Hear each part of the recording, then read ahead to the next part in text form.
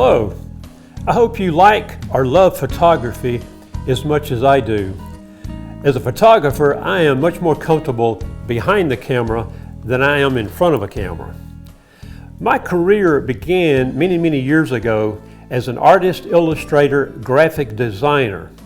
Photography was my hobby, but my artist, illustrator talent led me into getting involved in the 1976 presidential election campaign, working with Jimmy Carter, who was running for president. My photo talent led me into shooting press conferences for several national magazines, and I continued to photograph President Carter, working with his staff for over 35 years. One afternoon on my way home from work, I noticed a beautiful, colorful, hot air balloon rising above the trees at an insurance grand opening business. I stopped and grabbed my camera and started shooting photographs of the balloon.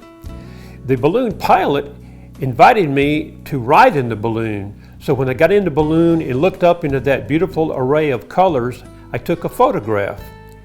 That photograph became the cover of the June 1981 issue of the Rangefinder magazine. The photo editor of Rangefinder magazine also asked me if I was willing to go down to Cape Canaveral and cover the first space shuttle missions and do an article about the photographers working for NASA who covered all the missions, which I was glad to do. The magazine also asked me to do another article and photo shoot on shooting sports at college SEC football games, which I did. That led to Inside Sports magazine contacting me and asking me if I would be interested in shooting college and SEC football in the Southeast and also covering the Atlanta Braves and Falcon games. Also, one night, the editor called me and wanted to know if I would go to Atlanta the next day or the next night to cover the Final Four basketball playoffs. They were interested in photos of two people, Bobby Knight, the coach of Indiana, and this kid from North Carolina, number 23, Michael Jordan. There's nothing like being on the sidelines at a college football game on a Saturday or Sunday afternoon, or next to a dugout shooting a baseball game, especially when you're getting paid to be there. Back in those days, I was shooting on film. You really had to know the basic principles of photography to get good photos on every shot. We didn't have the luxury of taking a photo and then looking at the monitor on the back of the camera and making corrections. If you had to do that, you'd miss the shot. Digital photography has really changed the world of photography today. Digital cameras have made it easier and faster to get good photos. And also, I don't have to process the film and print the photos. But to get the best quality and the best photos from your digital camera, you really have to know how to set it up correctly. Digital cameras are like small computers. They have menu settings and sub-menu settings. The most important settings on your digital camera is the ISO setting, the white balance setting, and the picture quality setting. The ISO setting on most digital cameras is preset to the lowest setting, which is either 100 or 200, depending on your digital camera. The white balance setting is probably set to the sunlight setting or the auto setting. The quality setting on most digital cameras is probably set to the fine JPEG settings. There are several quality setting options on most digital cameras. The RAW setting is the best, highest quality, which gives you a larger photo file with more flexibility in correcting exposure mistakes. The JPEG settings gives you three options: fine, normal, and basic. Basic being the smallest, less quality file, and fine being the better of the three.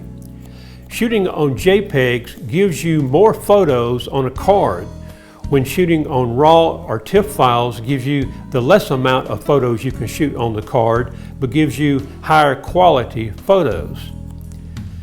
To be a better photographer, you really need to know and understand what those settings are there for and how they work. Do you know when you should change your ISO setting? Do you know what ISO is? If you don't, you really need to get my HD video presentation, Digital Photography 101, which explains the basic principles of photography, which are exposure, depth of field, and composition. This 45-minute video presentation also explains what ISO is and how to use it. The video also explains how to use color balance settings. The video also explains the quality settings for your camera and how to use them. Here is a short clip from this video presentation. What is ISO?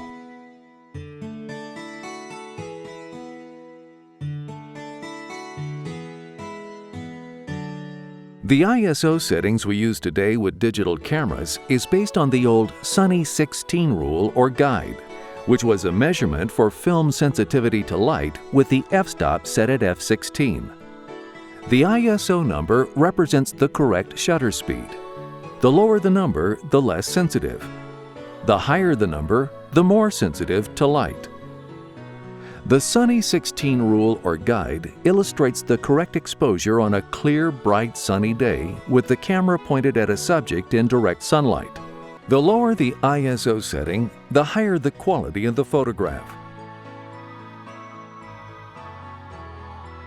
The lowest ISO number settings on most newer digital cameras is 100 or 200. The lower settings are indicated differently on different cameras.